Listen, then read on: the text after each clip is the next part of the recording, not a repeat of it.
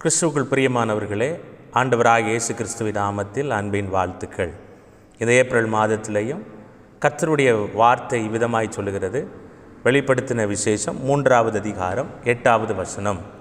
உன் கிரியைகளை அறிந்திருக்கிறேன், உனக்கு கொஞ்சம் பலனிருந்து என் நாமத்தை மறுதலியாமல் என் வசனத்தை கை கொண்டபடியினாலே இதோ உனக்கு முன்பாக திறந்த வாசலை வைத்திருக்கிறேன். கர்த்தராகிய ஆண்டவர் இந்த ஏப்ரல் மாதத்திலேயும் நீங்கள் காத்து கொண்டிருக்கிற அநேக காரியங்களில் ஆண்டவர் சொல்லுகிறார், நான் உனக்கு முன்பாக திறந்த வாசலை வைத்திருக்கிறேன். அதற்கு முந்தைய வசனத்தில் நீங்கள் வாசித்து பார்க்கும்போது 7வது வசனத்தில் ஒருவரும் பூட்டக்கூடாதபடி திறக்கிறவரும் ஒருவரும் திறக்கக்கூடாதபடி பூட்டுகிறவருமாகிய கர்த்தர் சொல்லுகிறதாவது.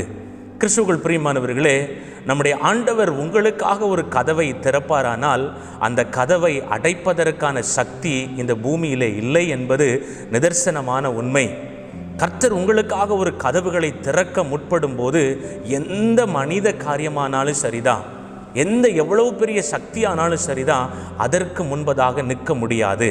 கர்த்தர் தம்முடைய பிள்ளைகளுக்காக, தம்மை நம்பினவர்களுக்காக, தம்மை சார்ந்திருக்கிறவர்களுக்காக ஒரு கதவு அவர் திறக்கிறார்னா அவர் ஆச்சரியப்படத்தக்க விதமாய் அதை திறப்பார். தேவ பிள்ளைகளே, வேதத்திலே நீங்கள் ஒரு வார்த்தையை வாசித்து பார்க்கும்போது நான் வாசிக்கிறேன் பாருங்க.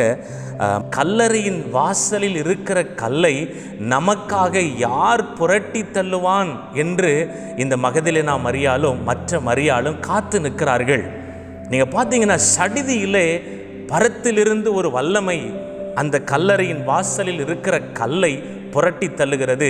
உள்ளே கிறிஸ்துவை, ஜீவாதிபதியை அவள் பார்க்கிறதற்கு ஏதுவாய் அமைகிறது. தேவ பிள்ளைகளே, கிறிஸ்துவுக்குள் பிரியமானவர்களே, நீங்கள் பாருங்கள், நமக்காக இந்த கல்லை, நமக்காக இந்த வாசல் அடைபட்டிருக்கிறது, இந்த கல் எப்படி புரட்டப்படும் என்று எதிர்பார்த்து கொண்டிருக்கிற ஒரு மகளுக்கு கர்த்தர் தம்முடைய தூதன், தம்முடைய வல்லமையை அனுப்பி கதவை திறந்தார். அதே போலத்தான் இந்த வருகிற நாட்களிலையும் கர்த்தர் உங்களுக்கான கதவை திறக்கும்படி தம்முடைய தூதனை அனுப்புவார். கர்த்தர் உங்களுக்கான கதவுகளை திறக்கும்படி தமது வல்லமையை அனுப்பி அந்த கதவுகளை திறக்க போகிறார். ஆகவே விசுவாசத்தோடு காத்திருங்கள். தேவ சமூகத்திலே இன்னும் ஒரு நம்பிக்கையோடு உங்கள் ஜெபத்தை தீவிரப்படுத்துங்கள்.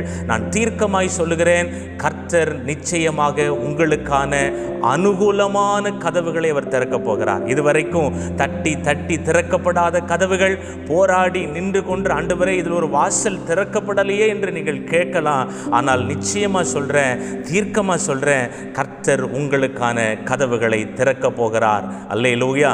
கர்த்தர் உங்களை ஆசீர்வதிப்பாராக. God bless you.